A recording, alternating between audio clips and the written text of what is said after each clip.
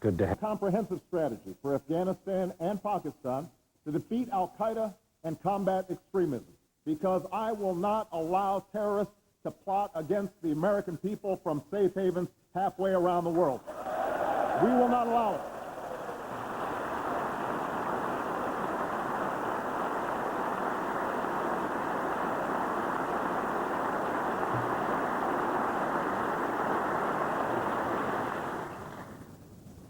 As we meet here tonight, our men and women in uniform stand watch abroad, and more are readying to deploy. To each and every one of them, and to the families who bear the quiet burden of their absence, Americans are united in sending one message. We honor your service. We are inspired by your sacrifice, and you have our unyielding support.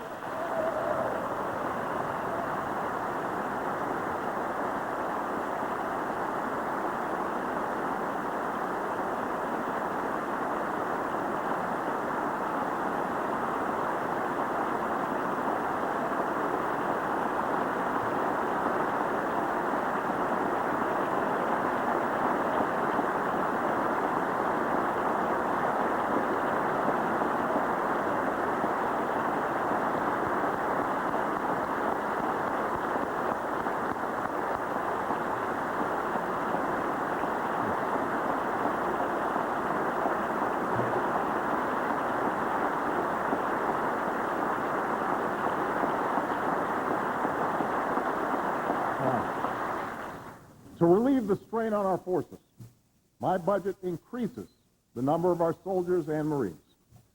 And to keep our sacred trust with those who serve, we will raise their pay and give our veterans the expanded health care and benefits that they have earned.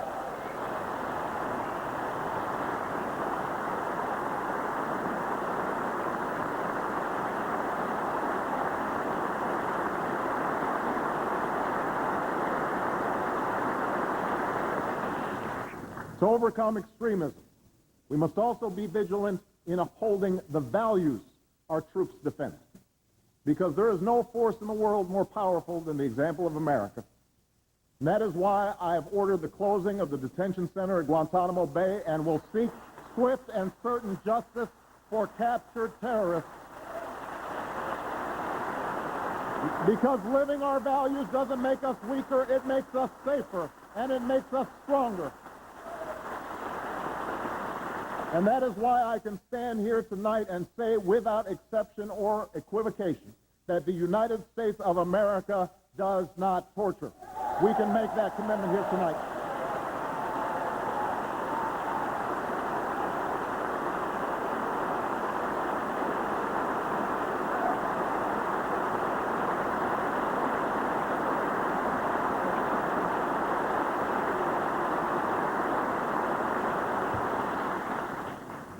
In words and deeds, we are showing the world that a new era of engagement has begun.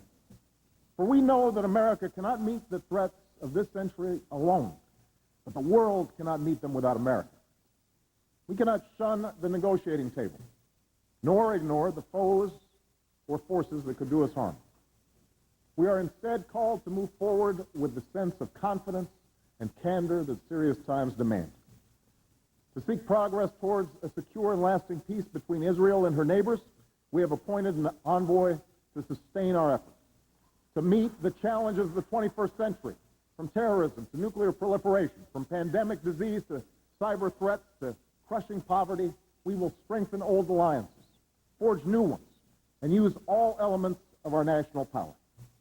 And to respond to an economic crisis that is global in scope, we are working with the nations of the G20 to restore confidence in our financial system, avoid the possibility of escalating protectionism, and spur demand for American goods in markets across the globe.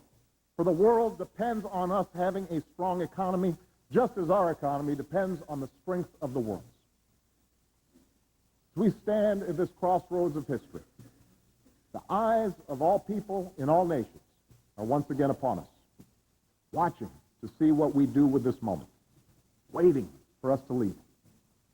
Those of us gathered here tonight have been called to govern in extraordinary times. It is a tremendous burden, but also a great privilege. one that has been entrusted to few generations of Americans. For in our hands lies the ability to shape our world, for good or for ill. I know that it's easy to lose sight of this truth, to become cynical and doubtful, consumed with the petty and the trivial. But in my life, I have also learned that hope is found in unlikely places, that inspiration often comes not from those with the most power or celebrity, but from the dreams and aspirations of ordinary Americans who are anything but ordinary. I think of Leonard Abbas, a bank president from Miami who reportedly cashed out of his company, took a $60 million bonus, and gave it out to all 399 people who worked for him, plus another 72 who used to work for him. He didn't tell anyone. But when the local newspaper found out, he simply said, I knew some of these people since I was 7 years old. It didn't feel right getting the money myself. I think about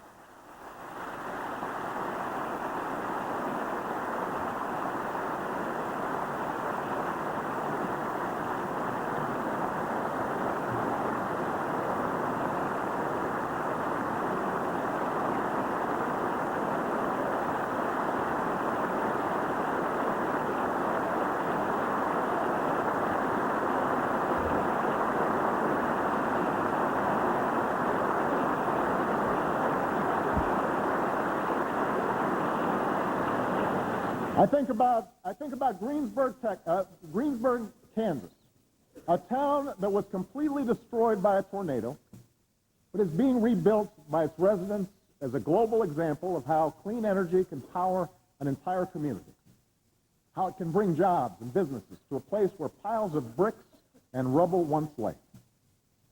The tragedy was terrible, said one of the men who helped them rebuild, but the folks here know that it also provided an incredible opportunity.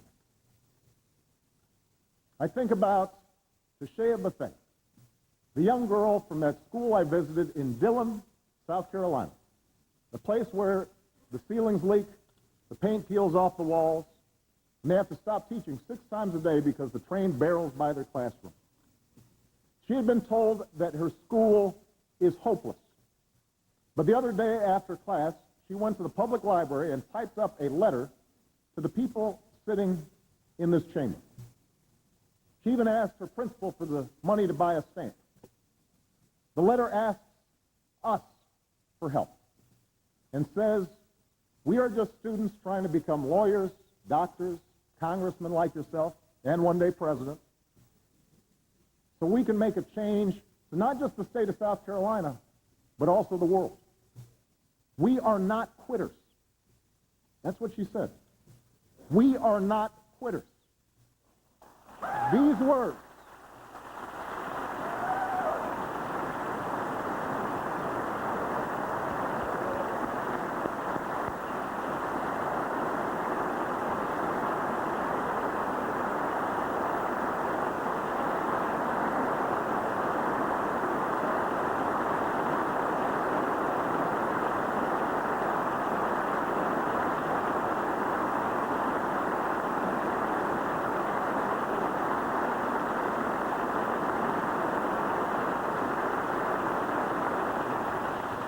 These words and these stories tell us something about the spirit of the people who sent us here. They tell us that even in the most trying times, amidst the most difficult circumstances, there is a generosity, a resilience, a decency, and a determination that perseveres, a willingness to take responsibility for our future and for posterity. Their resolve must be our inspiration. Their concerns must be our cause. And we must show them and all our people that we are equal to the task before us. I know that we haven't agreed on every issue thus far. There are surely times in the future where we will part ways. But I also know that every American who is sitting here tonight loves this country and wants it to succeed. I know that.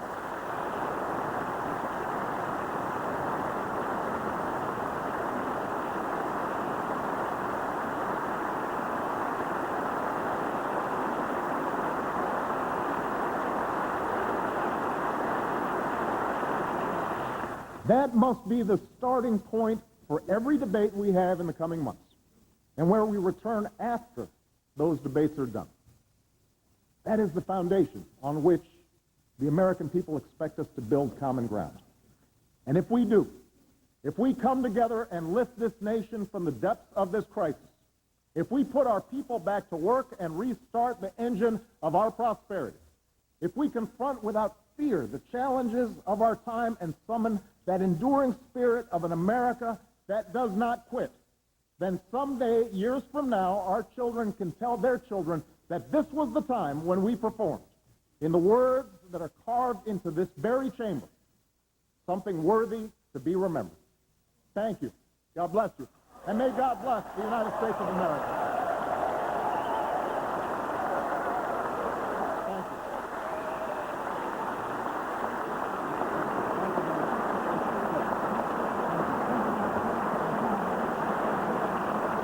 And there we have it, President Barack Obama making his speech to the joint session of Congress.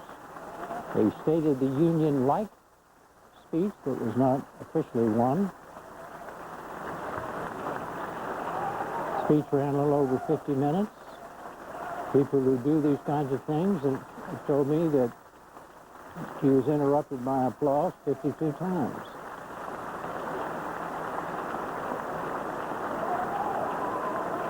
There at the end there, where he was talking about the banker in Miami, Mr. Abbas, that was the man who then was introduced there from the, there, of course, there was Michelle Obama, the young girl from Dillon, South Carolina, who wrote the letter that the president was talking about. The president will now work his way out of the chamber.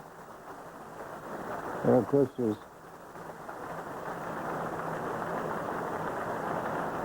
he's going to be coming toward John McCain, who is, of course, the senator from Arizona and is President Obama's Republican opponent. Now they missed each other. Senator K. Bailey Hutchison of Texas, Kit Bond of Missouri, Tom Coburn of Oklahoma, and of course with his budget director, and then Ron Emanuel, the Chief of Staff, White House Chief of Staff, Secretary Napolitano, Homeland Security. Now remember the drill in a few moments. Once the president leaves the chamber of the House of Representatives, the clock will run for 5 minutes, and then Governor Jindal of Louisiana will deliver the Republican response. Here he's saying goodbye. There was, there again, Secretary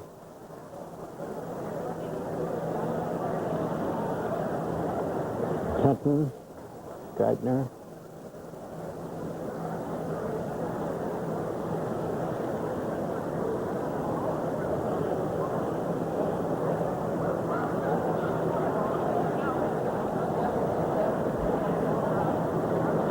We'll stay on this until the president actually leaves the chamber. These are interesting moments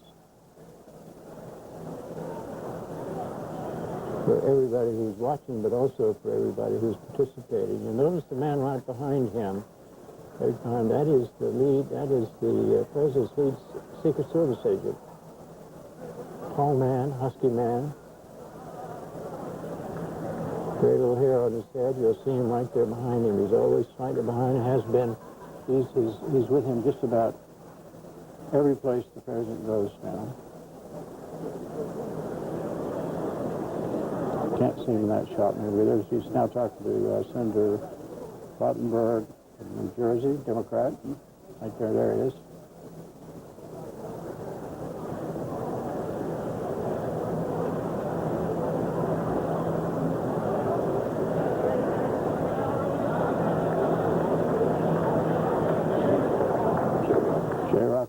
Senator from West Virginia, and there, right there behind him now, of course, is Associate Justice of the Supreme Court Stephen Breyer. Here,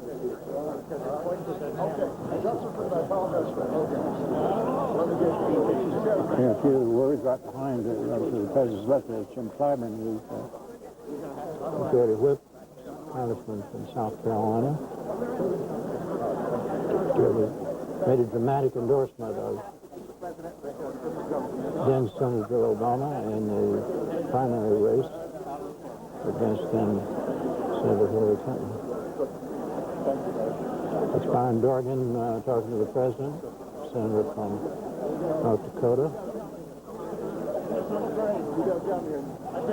I've been here for 35 years. Those are the Democrats. Pat Leahy, senator from Vermont. Michigan.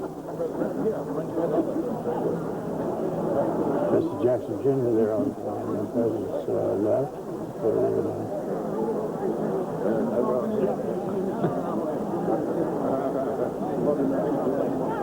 I wonder what they'll bring on eBay, Mark. I would love to do it. I want to. All right.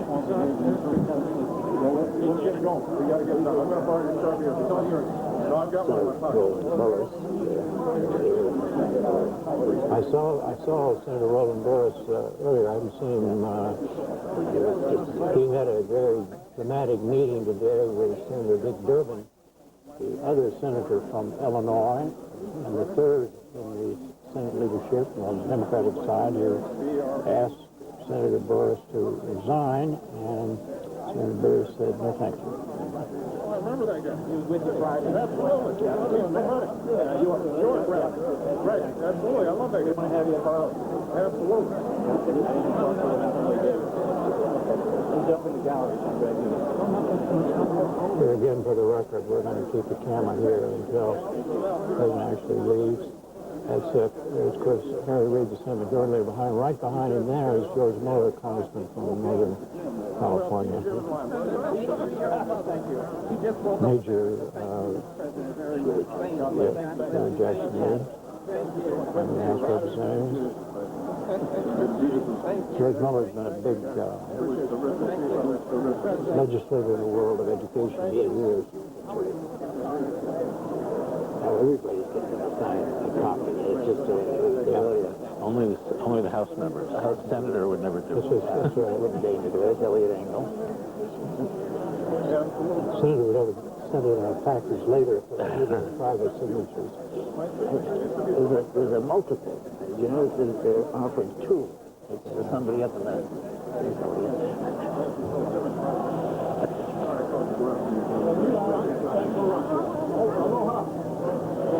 Dale Kilday from Michigan.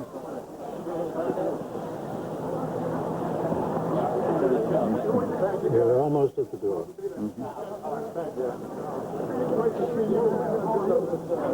Great job. Certainly Chris really enjoyed working with him. Yeah, he's a good man. A lot of politicians, yes, you could. Thank you, sir. Thank you, guys. Thank you, guys. Appreciate you.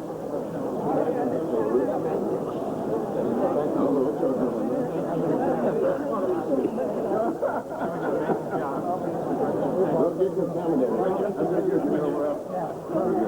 Absolutely. Yeah, I know that. Hey, man, good to see you. You got Jane, I remember. Good talking to you, Jane.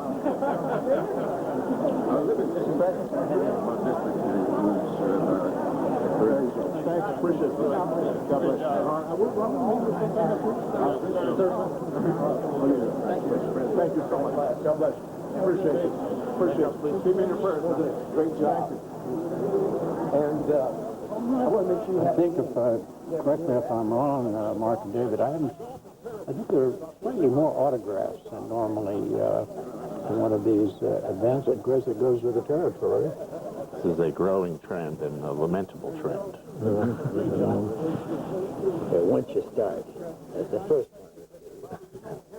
Tough to say no. That's right. I heard the story where President Obama went to a basketball game a couple nights ago with one of his daughters, and he was here in Washington, and It was just almost impossible to move around because everybody wanted to see him and talk to him and get his autograph, and all he wanted to do was see the basketball. Try to lead a normal life in a very abnormal situation. Next, they'll start bringing little cameras and want their picture taken with them as they walk in. Dennis Kucinich, sure, Dennis Kucinich ran for the Democratic nomination for president himself, congressman from Ohio, former mayor of Cleveland. Now dissolved.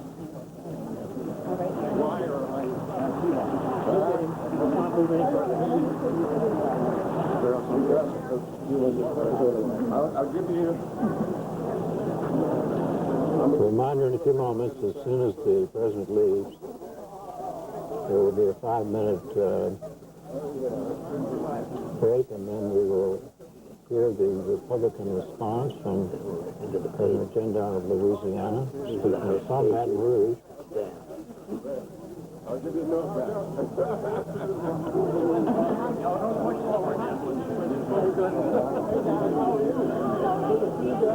Are you guys having fun?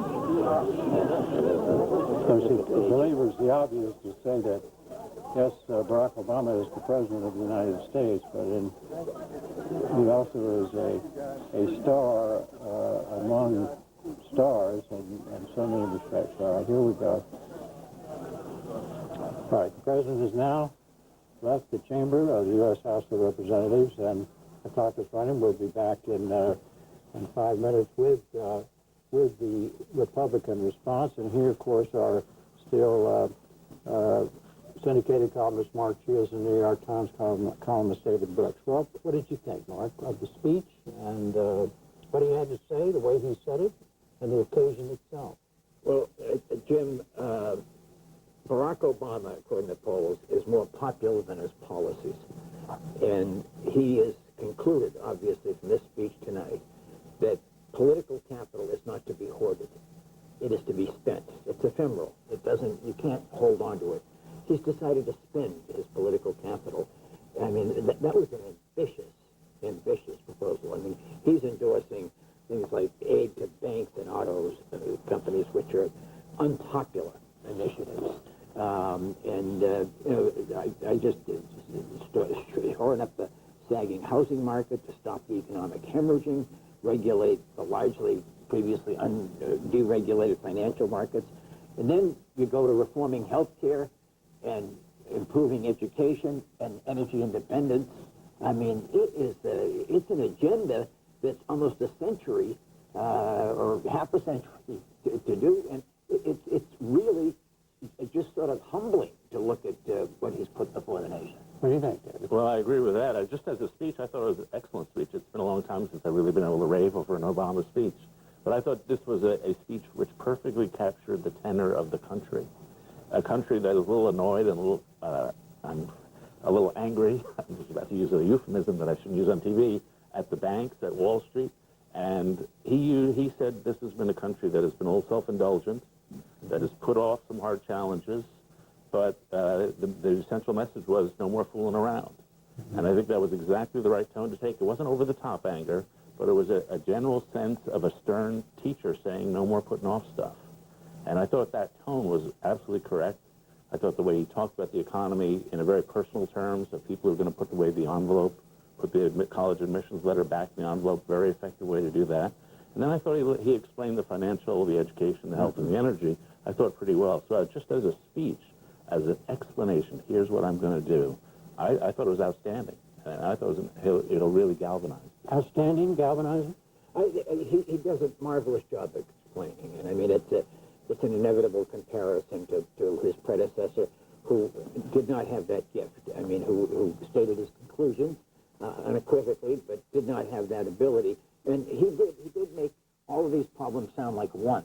That each one was sort of interdependent on the other, and what we had to do about it. He said last week, and I got this come through in the speech, I expect to be judged by results. I'm not going to make any excuses. If stuff hasn't worked, and don't feel like I've led this country in the right direction, you'll have a new president. And that speech tonight really reflected it out there. Yes.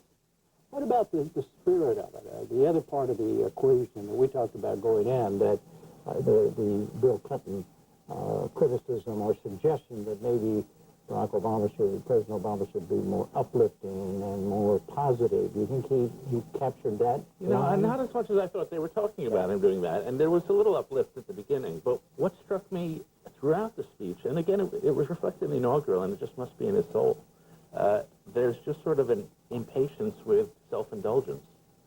And there are echoes throughout the speech. People bought homes they couldn't afford. Bankers took money they couldn't afford. We put off decisions we shouldn't have done. There's, I won't say scolding because that's too hectoring, but there's an impatience and a seriousness about him. And I think that one of the words that runs through his life is the word responsibility and living up to responsibilities. And that's not necessarily joyful, but it's kind of serious. And I think his demeanor was a little more serious than I thought it would be. What about his point that he made more than once, that fill in the blank, whatever the problem, that is not going to happen again. Right. That ends here. Right. You don't hear that very often, do you, Mark? No, you don't. And on your question of the optimism, it was sort of bookends. There was optimism at the outset. You know, we're going to do this. He gave that dollop, and then at the end, let it be said of us that we did perform. Okay, we'll talk again in a moment, but now we're going to go to the official Republican response, and it does come from Bobby Jindal, the governor of Louisiana. He's speaking from the governor's mansion in Baton Rouge.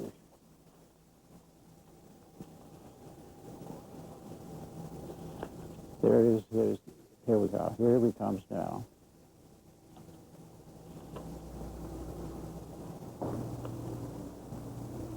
Good evening and happy Mardi Gras.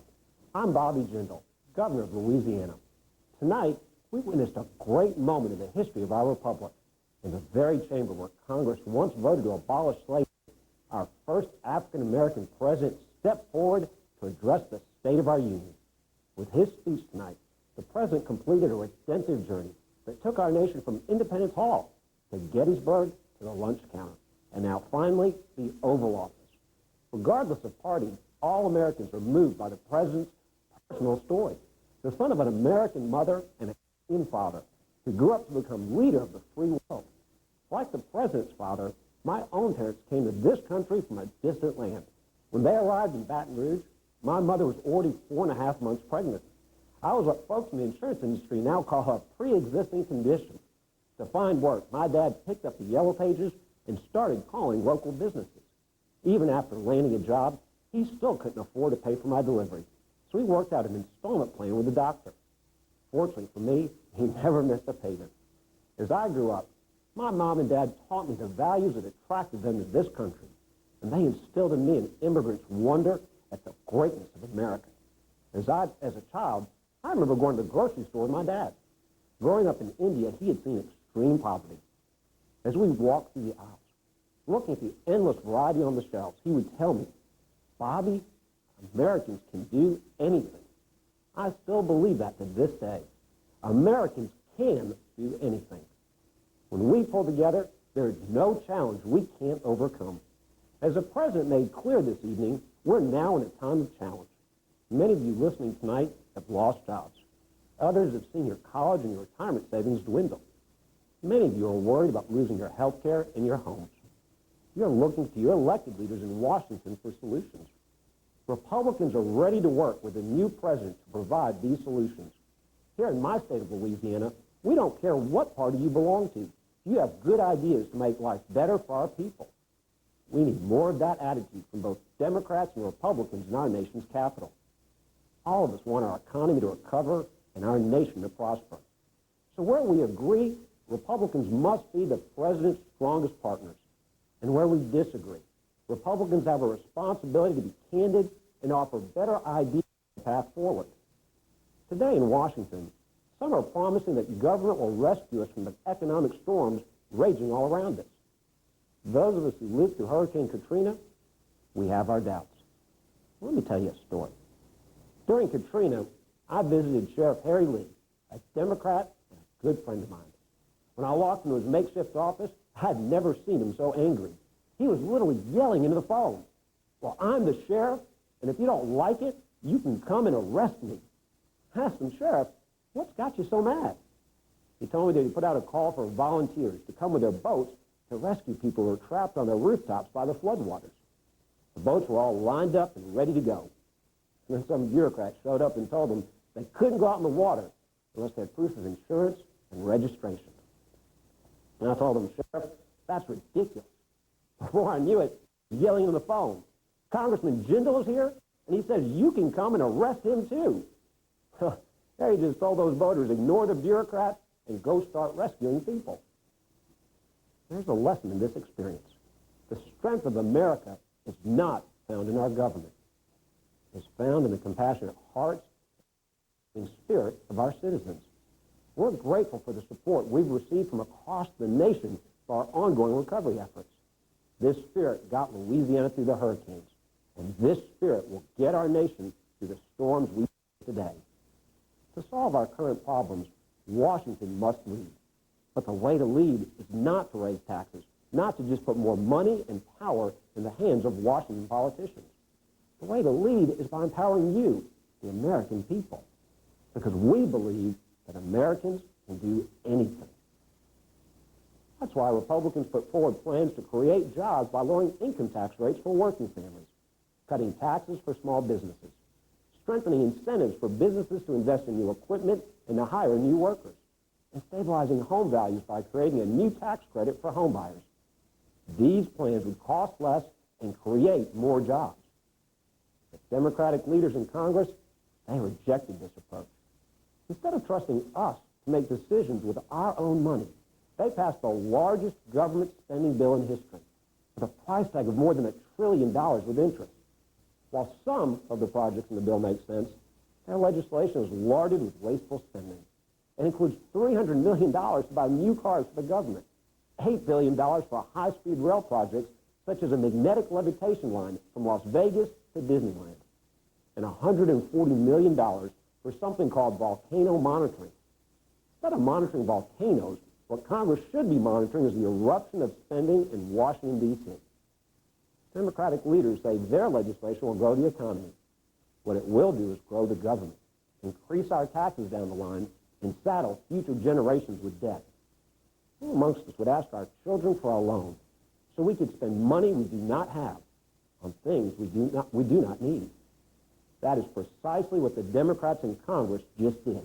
It's irresponsible, and it's no way to strengthen our economy, create jobs, or build a prosperous future for our children. In Louisiana, we took a different approach. Since I became governor, we cut more than 250 earmarks from their state budget. To create jobs for our citizens, we cut taxes 6 times, including the largest income tax cut in the history of our state. We passed those tax cuts with bipartisan majorities. Republicans and Democrats put aside their differences. We worked together to make sure our people could keep more of what they earn. If it can be done in Baton Rouge, surely it can be done in Washington, D.C. To strengthen our economy, we need urgent action to keep energy prices down. All of us remember what it felt like to pay $4 at the pump. Unless we act now, those prices will return. To stop that from happening, we need to increase conservation, increase energy efficiency, increase the use of alternative and renewable fuels, increase our use of nuclear power, and increase drilling for oil and gas here at home. We believe that Americans can do anything. And if we unleash that innovative spirit of our citizens, we can achieve energy independence. To strengthen our economy, we also need to address the crisis in health care. Republicans believe in a simple principle. No American should have to worry about losing their health care coverage, period. We stand for universal access to affordable health care coverage. What we oppose is universal government-run health care. Health care decisions should be made by doctors and patients, not by government bureaucrats. We believe Americans can do anything. And if we put aside partisan politics and work together, we can make our system of private medicine affordable and accessible for every one of our citizens. To strengthen our economy, we also need to make sure that every child in America gets the best possible education. After Hurricane Katrina, we reinvented the New Orleans school system, opening dozens of new charter schools and creating a new scholarship program that is giving parents the chance to send their children to private or parochial schools of their choice. We believe that with a proper education, children of America can do anything. And it shouldn't take a devastating storm to bring this kind of innovation to education in our country, to strengthen our economy. We must promote confidence in America by ensuring ours is the most ethical and transparent system in the world. In my home state, there used to be a saying. At any given time, half of Louisiana was said to be half underwater and the other half under indictment. Nobody says that anymore. Last year, we passed some of the strongest ethics laws in the nation.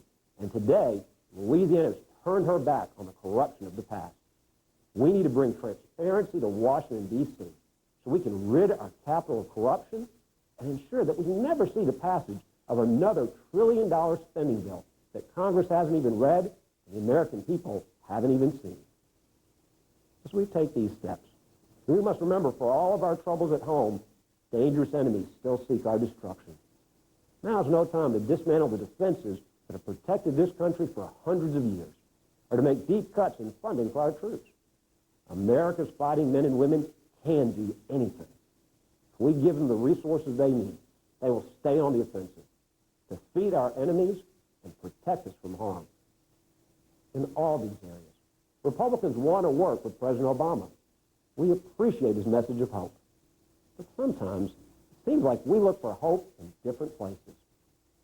Democratic leaders in Washington, they place their hope in the federal government. We place our hope in you, the American people. In the end, it comes down to an honest and fundamental disagreement about the proper role of government. We oppose the National Democratic view that says the way to strengthen our country is to increase dependence on government. We believe the way to strengthen our country is to restrain spending in Washington, to empower individuals and small businesses to grow our economy and create jobs. In recent years, these distinctions in philosophy became less clear.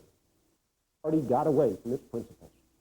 You elected Republicans to champion limited government, fiscal discipline, and personal responsibility. Instead, Republicans went along with earmarks and big government spending in Washington. Republicans lost your trust, and rightly so. On behalf of our leaders in Congress and my fellow Republican governors, I say this. Our party is determined to regain your trust. We will do so by standing up for the principles that we share, the principles you elected us to fight for, the principles that built us in the greatest, most prosperous country on earth. You know, a few weeks ago, the president warned that our country is facing a crisis that he said, in quotes, we may not be able to reverse. You know, our troubles are real, to be sure. But don't let anyone tell you that we cannot recover. Don't let anyone tell you that America's best days are behind us. This is the nation that cast off the scourge of slavery, overcame the Great Depression, prevailed in 2 world wars, won the struggle for civil rights, defeated the Soviet menace, and responded with determined courage to the attacks of September 11th, 2001. The American spirit has triumphed over almost every form of adversity known to man. The American spirit will triumph again. We can have confidence in our future because amid all of today's challenges, we also count many blessings. We have the most innovative citizens, the most abundant resources, the most resilient economy, the most powerful military, and the freest political system in the history of the world. My fellow citizens, never forget, we are Americans. And like my dad said years ago, Americans can do anything. Thank you for listening. God bless you. God bless Louisiana, and God bless America. And that, of course, was Governor Bobby Jindal, the governor of Louisiana, making the Republican response. David, how well do you think he did? Not so well. You know, I think Bobby Jindal's a very promising politician, and I opposed the stimulus package because I thought it was poorly drafted. But to come up at this moment in history with a stale government is the problem, we can't trust the federal government, it's just a disaster for the Republican Party. The country is in a panic now. They might not like the way the Democrats have passed the stimulus bill, but the idea that that government is going to have no role, the federal government has no role in this, that in a moment when only the federal government is big enough to actually do stuff, to just ignore all that and just say government's a problem, corruption, earmarks, wasteful spending, it's just a form of nihilism. It's just not where the country is. It's not where the future of the country is. There's an intra-Republican debate. Some people say the Republican Party lost its way because they got too moderate. Some people say they got too weird or too conservative. He thinks they got too moderate. And so he's making that case. I think it's insane, and I just think it's a disaster for the party. I just think it's unfortunate right now. Mark.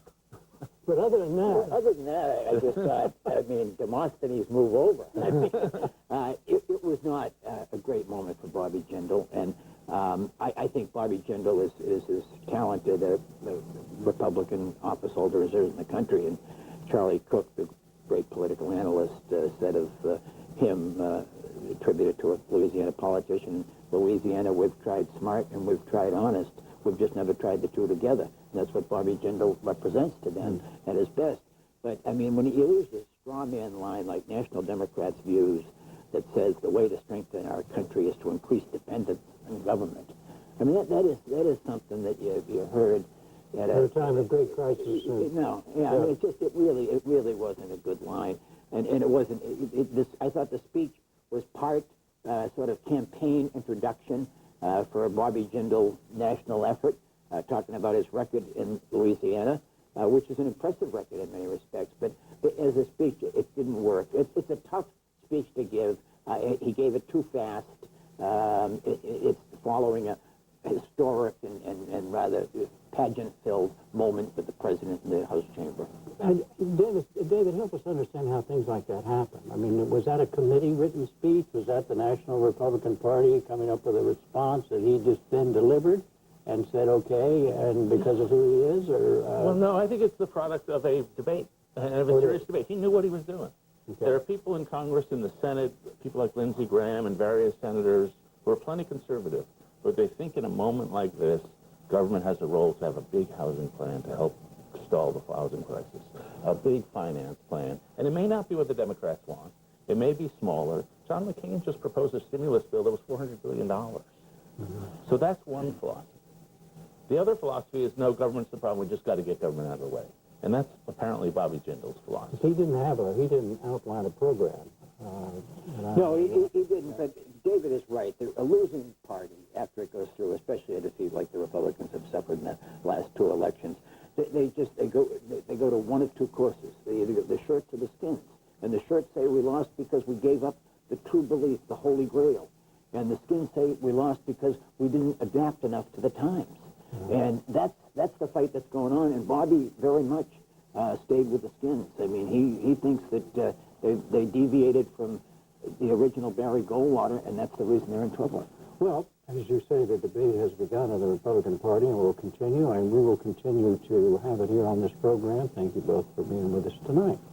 And that does bring us to the close of this NewsHour PBS special coverage of President Obama's first address to a joint session of Congress and the Republican answer from Governor Bobby Jindal of Louisiana. We'll see you online and again here tomorrow evening at our regular NewsHour time. For now, I'm Jim Lara. Thank you and good night.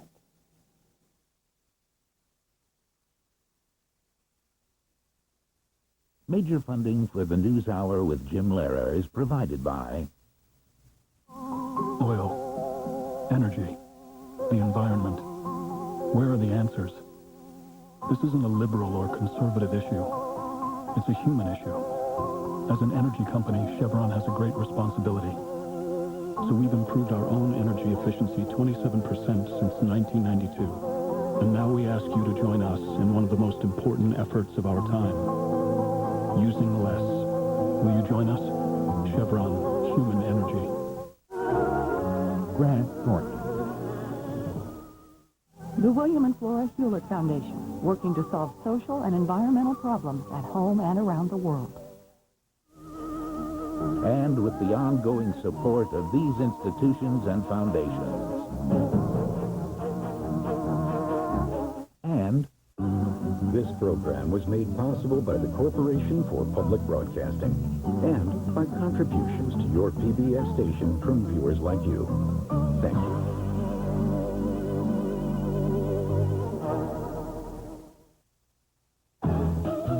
I am PBS.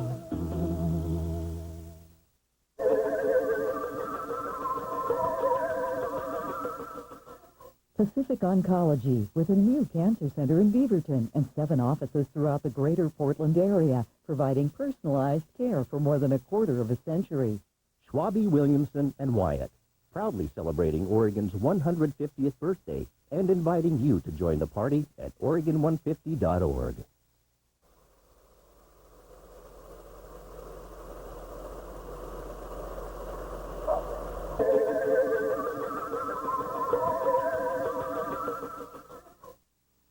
Safe Corporation, helping make Oregon a safer place to work for all Oregonians. Online at safe.com. By the law firm of Landy Bennett Blumstein, providing legal solutions for business, real estate, and litigation clients throughout the Pacific Northwest and Alaska.